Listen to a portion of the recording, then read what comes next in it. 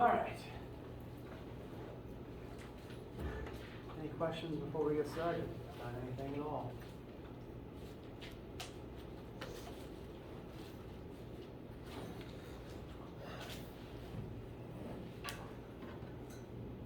All right. Well,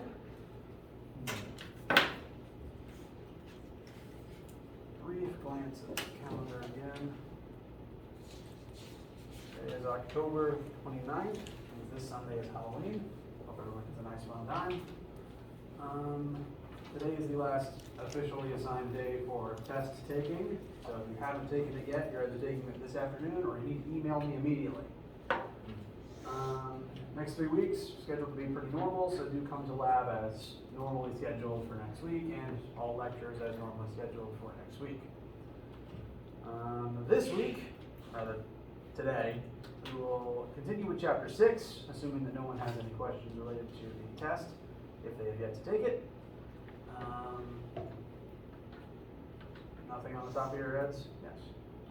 What's like the general trend on how people are doing if you Well, I tend to only grade it once I get all of them, because I'm in the habit of grading everyone's first page, everyone's second page, try to keep how I treat each question consistent. I graded a few of them just to get an average. I grabbed 3 out of the pile just to see how people were doing, and things are looking fine. About what I would expect, which again is passing and good. People are doing fine. I just won't have the final average until after today.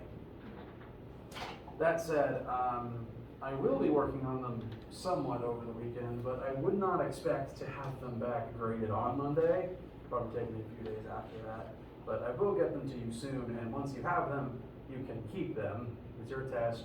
I encourage you to use it to study from when we take the final exam in December. Any other questions?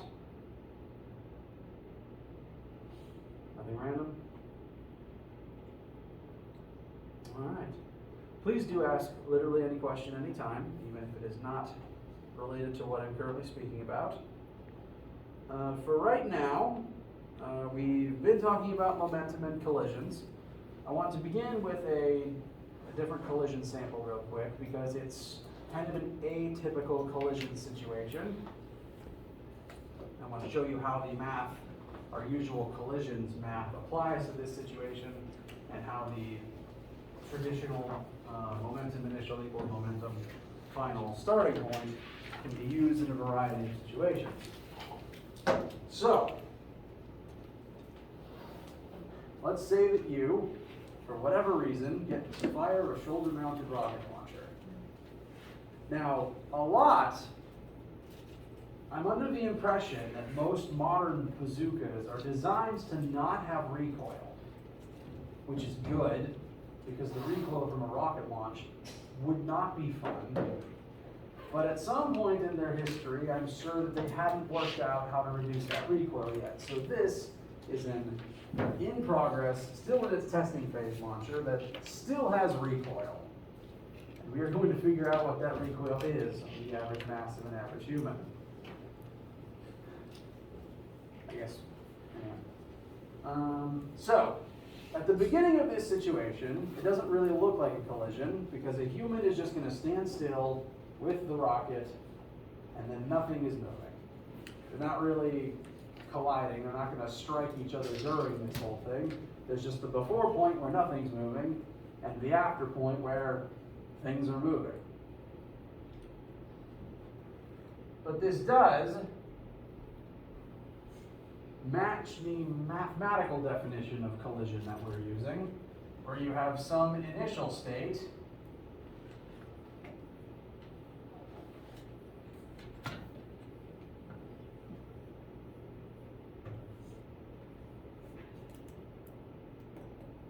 where 2 objects are interacting, and then a final state after some other interaction has occurred, where there is an exchange of energy.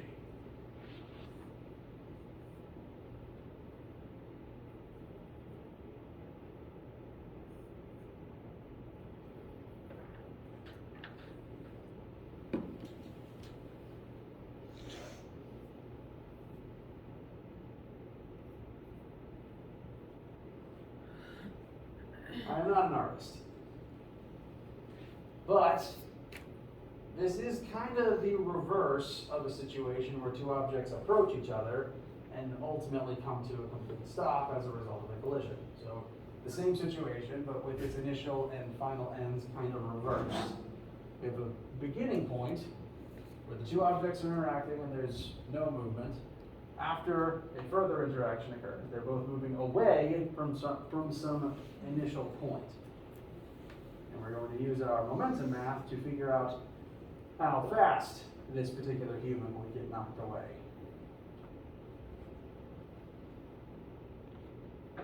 Any questions at the start? Okay. Now, since this matches our mathematical definition for a collision, we can examine it through the lens of momentum. Total momentum initial will equal total momentum final. Initial being before you pull the trigger, final being after the rocket is fully launched. Now let's start listing the variables that we were given.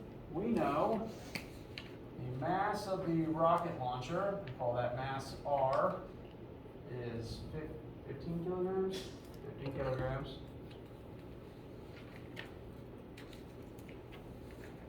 The final velocity of the rocket is given as 81 meters per second. And if it starts stationary on this person's shoulder, what is its initial velocity?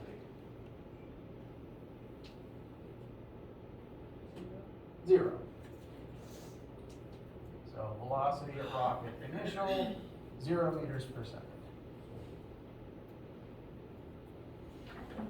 As for the human in this scenario, we have mass H, mass human, call it whatever you want.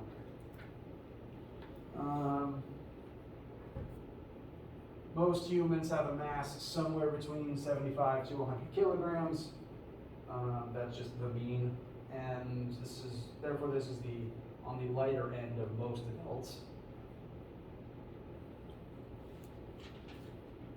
And we want to know this human's final velocity, how fast they will be knocked backwards from this interaction.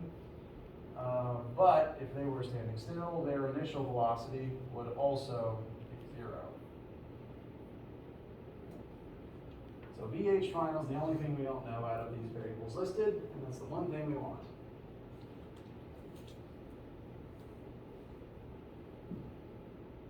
So we've drawn our picture,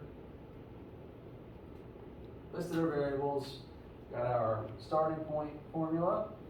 Let's start filling things in from here. We want the total momentum initial. So there's two objects, and we want to find the initial momentum of the rocket and the initial momentum of the human. And set that equal to the final momentum of the rocket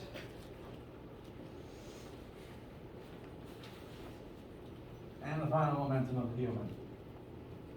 Now, just with these numbers and just with your own gut instinct, what's the left side going to be right now with the numbers we have? 0. There are two objects with mass present, but in our initial condition, nothing's moving yet. So there is actually, initially, a total momentum of 0. You can plug in the numbers though. Whoops.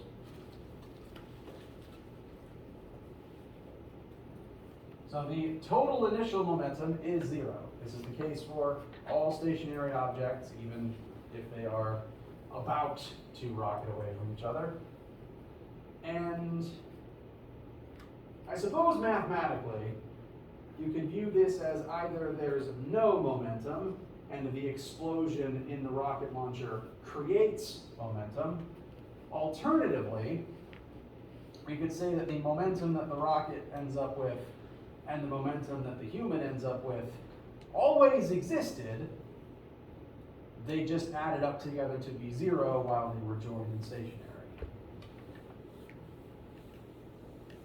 This becomes more apparent as we continue working. We can fill in what we know on the final side as well. So the mass of the rocket times the rocket's final velocity, plus the mass of the human times, well, our remaining variable, the unknown final human velocity. Any questions about getting to this point?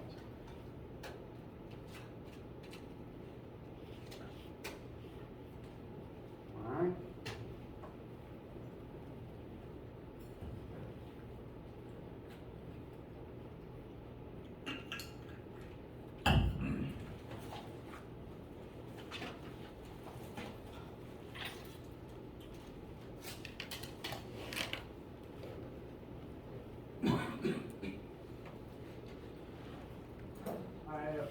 I suggest we simplify this a little bit before we continue.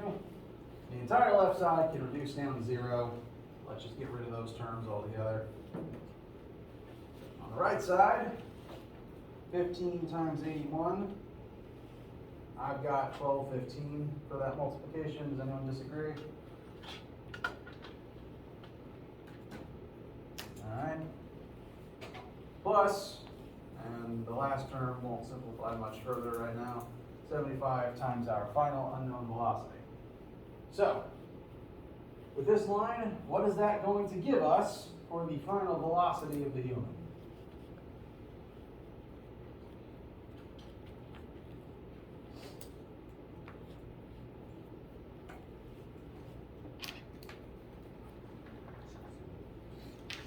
A little louder?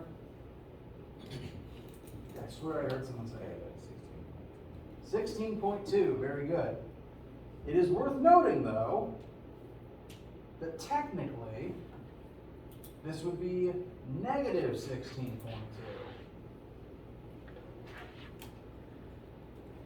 Because in order to get to that number, we have to subtract 12.15 from both sides. And then we divide by 75. Therefore, the answer comes out to be negative 16.2, which is important because we're solving for velocity, which is a vector.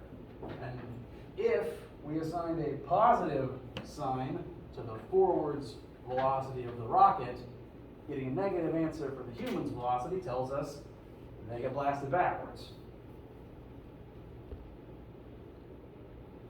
Additionally, 16 meters per second is a lot.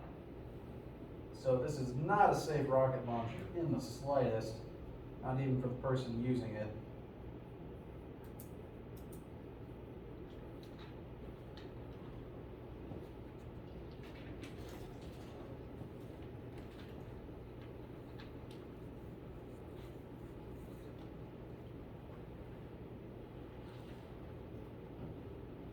Any questions about how we derive this answer?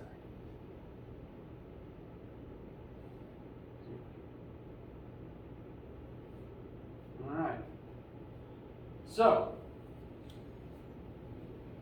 with this answer, we've kind of proven, or at least the numbers indicate the vector directions are consistent with what we would expect.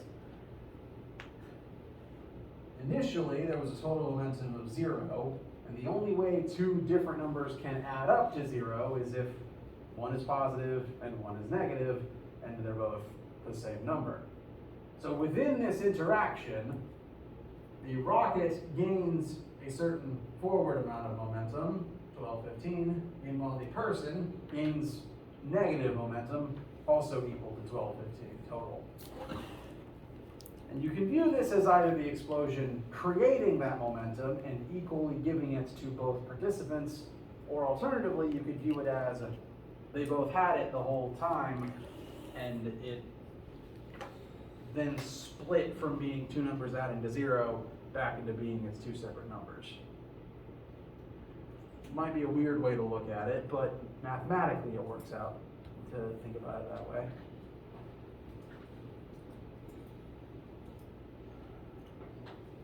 All right. Now, there will be some similar collision questions to this one on the homework, and the vector directions become very important when you're doing this specific type. Because you need to keep straight exactly what's pointing in what direction, because both velocity and the momentum itself are vectors. I know there's at least one homework question, I think that involves, wait, I don't know if this actually made it onto the assignment. I think there's one, there was one that could have been on there that involved someone like on a frozen lake, kind of like they were ice skating, but they were stuck in the middle of the lake. Technically, based on this math, if you throw something away from yourself, you should slide backwards afterwards. And so the question asks several things about what would go into creating that backward slide if you threw something while you were on ice. Anyway, I think I'm just rambling at this point.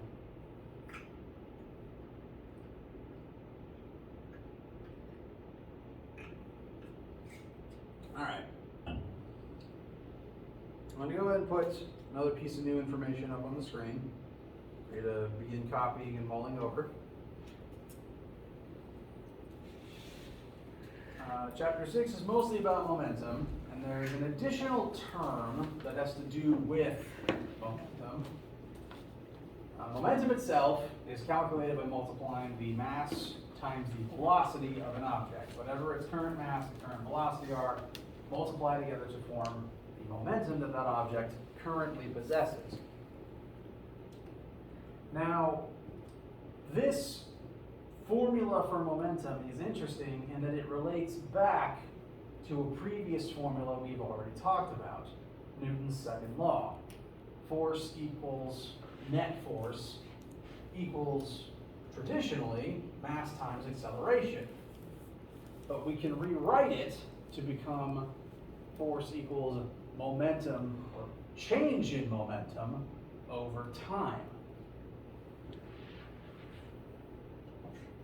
I want to show that transformation real quick. This is our traditional Newton's second law, force equals mass times acceleration. And acceleration can be rewritten to be delta V over delta T.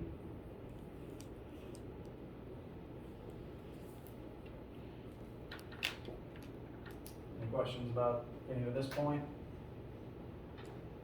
All right. Once you've broken it into this form, we can think of it instead of mass times acceleration, we can instead think of it as mass times change in velocity divided by time. Multiplying mass by the current velocity tells you current momentum.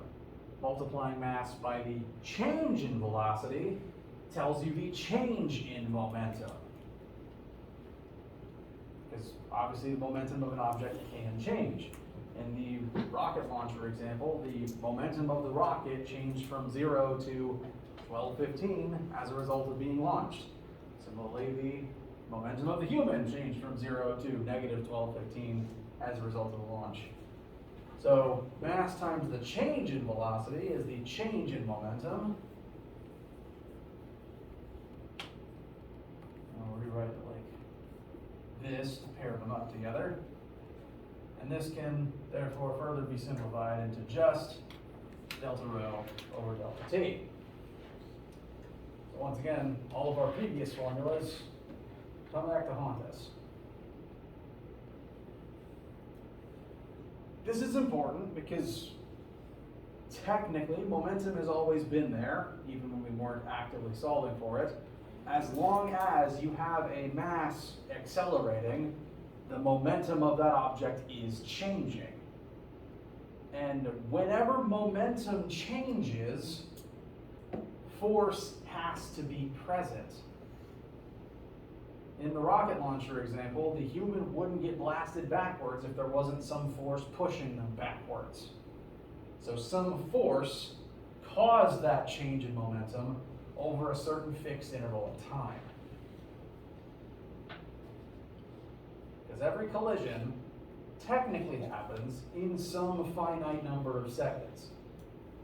It's usually a very small amount of seconds, like less than 1 second, but there is some number of seconds. That number isn't 0, that number isn't infinite. It is a fixed number. All collisions happen in some amount of time, and that's the same time that you would use to find the acceleration in that collision. The time that the collision lasts can inform us as to what the total force involved in that collision was, which can be important when you're trying to simulate crashes or testing bazooka models. The last new piece of information that I want to bring your attention to is, well, we've been talking about change in momentum for a minute now, but change in momentum happens so often within math that we gave it its own name. When momentum changes, the change in momentum is referred to as an impulse.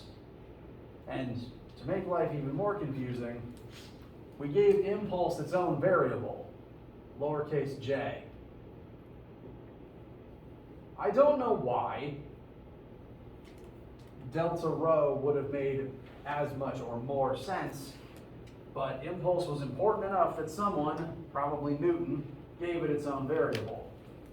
So the formula on screen now, impulse j equals force times time, which is also then equal to change in momentum.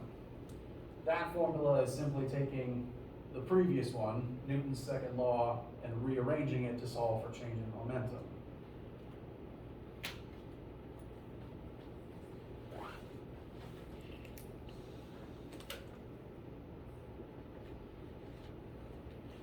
And kind of like how rho for momentum doesn't make much sense unless you start calling it rho momentum, J for impulse doesn't make an incredible amount of sense unless you start calling it Jimpulse.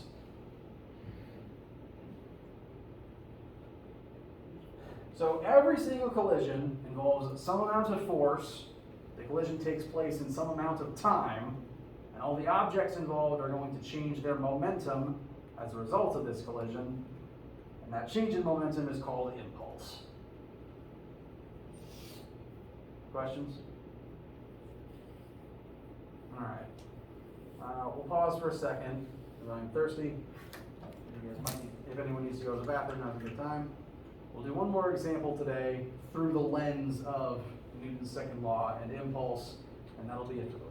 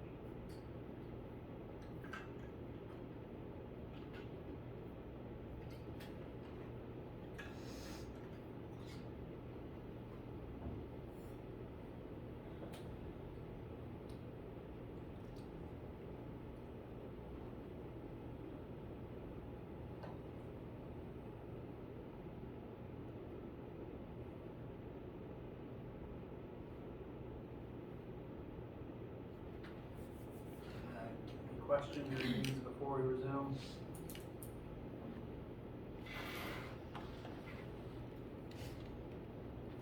Okay.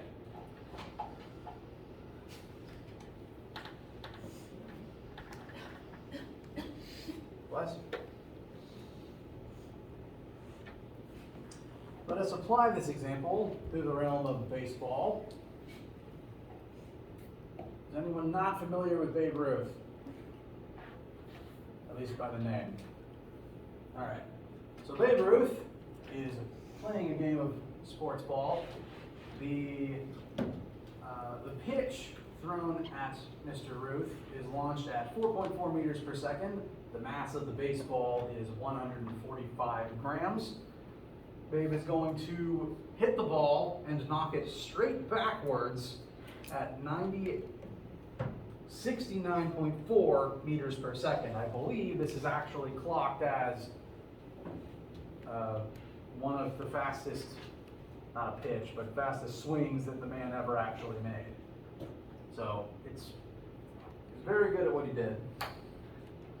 And after rigorous slow motion cam testing, someone was able to determine that the ball was in contact with the bat for a grand total of 0.71 milliseconds, which means that this particular collision happened in a very, very short amount of time.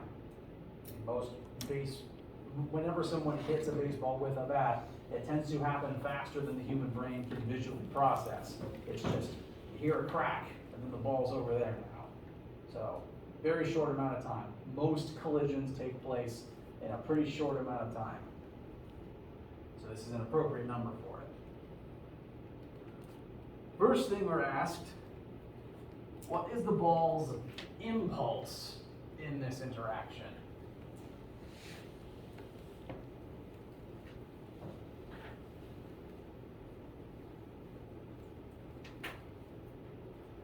So let's list what we know and don't know.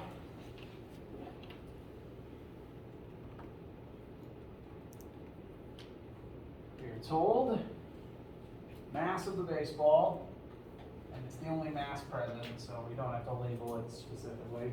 So the mass of the one object involved here is 145 grams, but we're going to keep it in that form. No, how many kilograms is that? 0.145. Very good, 0.145 kilograms. Baseballs are not very heavy. The sport would be impossible if they were, or at least much harder. All right, ball's initial velocity, 4.7 meters per second. After the collision,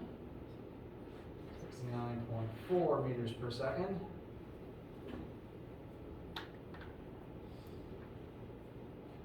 Do these numbers seem fine to proceed with?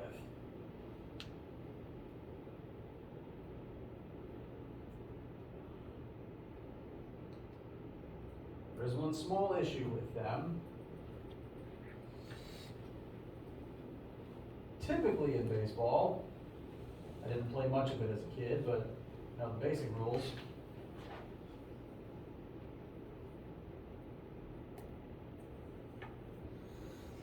The batter stands here, the pitcher stands here, and the ball is initially moving in that direction.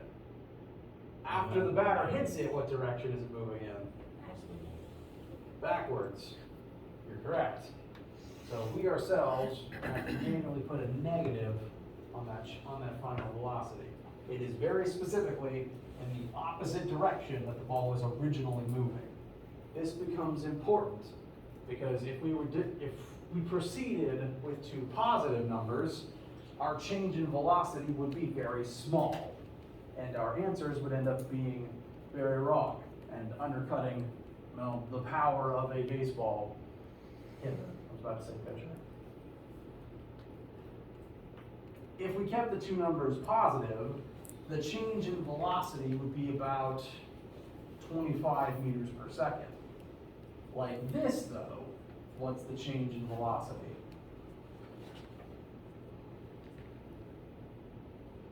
$110. Yeah, at least 110, maybe. It's That's about 70, that's about 45, 115 or so, which massively increases the amount of power involved in this interaction. Whenever you hit something hard enough to reverse its direction, you had to replace all of its forward momentum. You had to get rid of all its forward momentum and then still give it more backwards momentum. So hitting something hard enough to turn it around is impressive.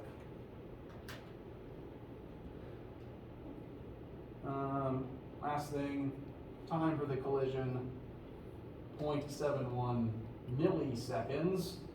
We are going to want that in standard seconds, and that's going to be a very tiny number, 0.00071 seconds.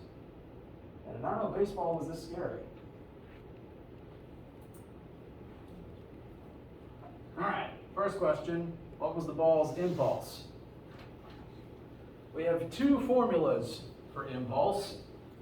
Impulse can be found by multiplying the force involved in the collision by the time the collision lasts, or it can just be defined as the change in momentum.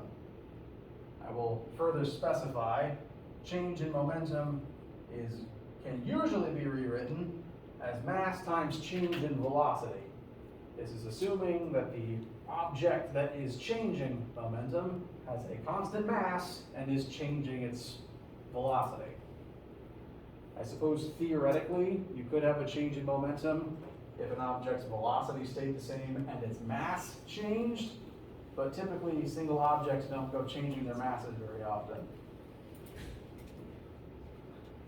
So, I am going to bring the formula for impulse over. Impulse can be force times time, but it can also be mass times change in velocity. We have the information for the second half. We don't know force yet. We'll find it later. So, for now, we'll have impulse equals mass times change in velocity.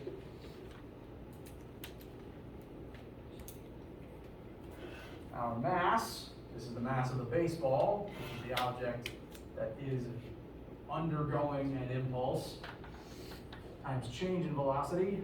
Change in anything is always final minus initial. So if our final is negative 69.4, we're subtracting the initial 44.7 from that.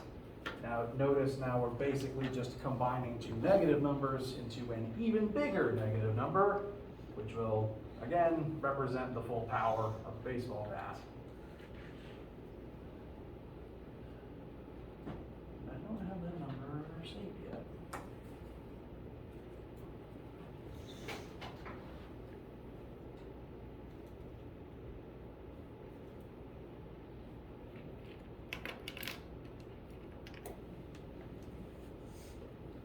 And so, what is our final answer for impulse?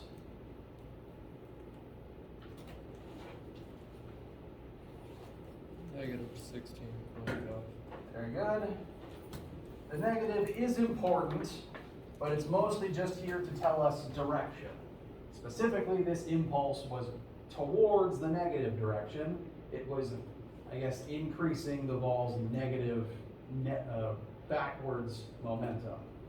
So it took all the forward momentum and replaced it with a lot of backwards momentum. So that's what the negative means.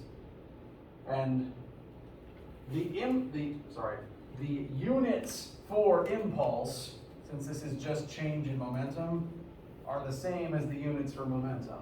It's just kilograms times meters per second.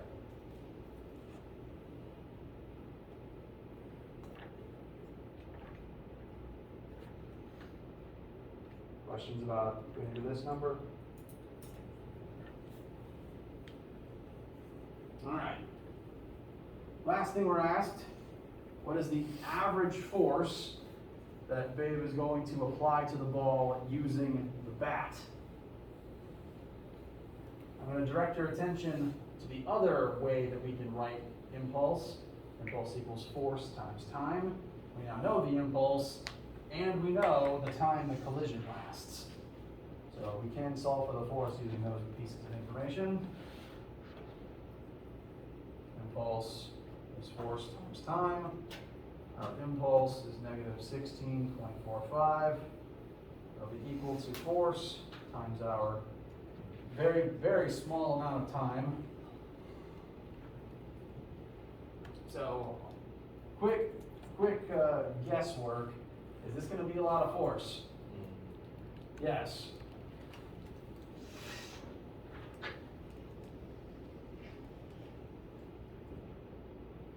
Yikes.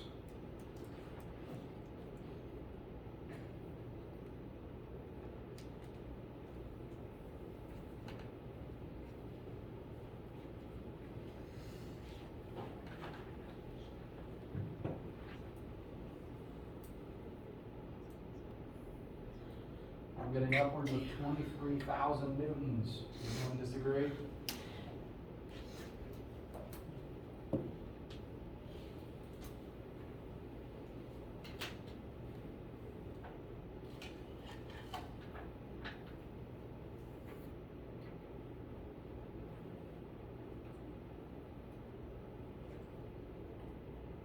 All right. This number would technically still be negative. We're going to divide a negative by a positive. That just tells us specifically it points in the negative axis direction. And this is a lot of force. Again, for scale, I weigh 1,000 newtons. The reason you can get this kind of a number out of a baseball bat, whereas it'd be much harder to say getting this much force out of a punch, is because of something we haven't really talked about yet. Torque. You ever notice how you tend to hit harder when you swing an implement like a baseball bat or a golf club or a hammer than you would if you just punched something? Torque is the reason for that. When you simply punch something, you are just relying on the raw numerical force that your muscles can exert by themselves. And humans aren't even the best punchers on planet Earth. Instead, we are going to rely on tools. When you apply the same amount of force using some sort of a lever arm, like a bat or a crowbar, then by virtue of the fact that that force is delivered at the end of a radius, that kind of turns it into a larger rotational force and literally multiplies it by the length of the tool. So using a bat gets you much better results than using your fist. Similarly, this is also why hammers and crowbars and screwdrivers exist. Human cannot punch this good. I don't even think the strongest gorilla can punch that good. Questions?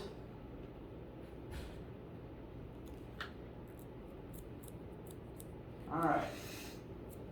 So, things to take away from this. One, professional athletes are pretty strong, and they're stronger with the correct tools. Two, formulas for impulse and the concept of impulse and how momentum relates back to Newton's second law. We're never going to escape it. Three, this should give you most of the information to do pretty much most, if not all, of the Chapter 6 homework and quiz. If you're done with the test, you're going to work on that over the weekend. Again, once you're done with the test, I do recommend starting on that. I made it due well in advance of now, but with just this information, you should be able to do most or all of it. Next week, we'll specifically look at elastic collisions, which are the hardest kind, and close out Chapter 6. Any questions or needs? All right. It's Friday. Get on out of here. And do have a wonderful weekend if I don't see you this afternoon for a test.